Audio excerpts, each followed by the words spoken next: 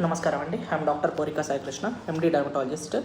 ఈరోజు నేను యాక్నీ గురించి మాట్లాడదాం అనుకుంటున్నాను. మీరు యాక్నీ అంటే రీల్స్ చూసేసి క్లిండామైసిన్, అడాప్లిన్, బెంజాల్ పెరాక్సైడ్ లాంటిది వాడేసి వస్తున్నారండి.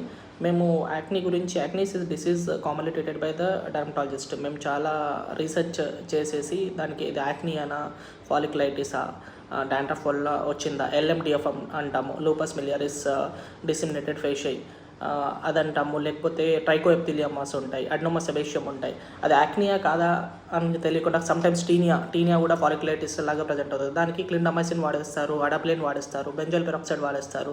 అండ్ యాక్నీ ఎక్స్కోరియేషాతోనే వస్తూ ఉంటారు, కాంటాక్ట్ డర్మటైటిస్తోనే వస్తూ ఉంటారు.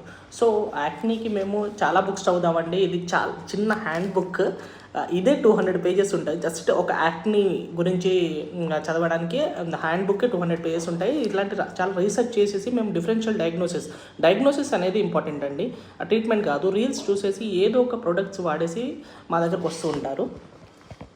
సో మీరు ఇన్ఫ్లుయెన్స్ అవ్వకండి. డయాగ్నోసిస్ అనేది ఇంపార్టెంట్. అది యాక్నియా కాదా, లేకపోతే వేరే డిసీజా అనేది చూసి ఏదైనా ప్రొడక్ట్స్ వాడాలండి.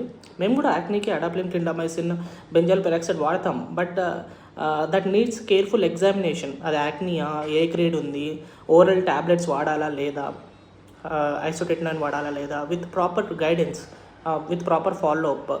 డర్మటాలజిస్ట్ దగ్గర వస్తే మేము మీ స్కిన్ని చదివి then we will treat your acne అనేది హార్మోనల్ ఫ్యాక్టర్, దానివల్ల ఇబ్బంది ఏం లేదు. రీల్స్ చూసేసి ఏదో ఒకటి వాడేసి మీ స్కిన్ మీద మీరు ఎక్స్పెరిమెంట్ చేసుకోకండి. Consult one dermatologist and take a individualised care. Okay, thank you.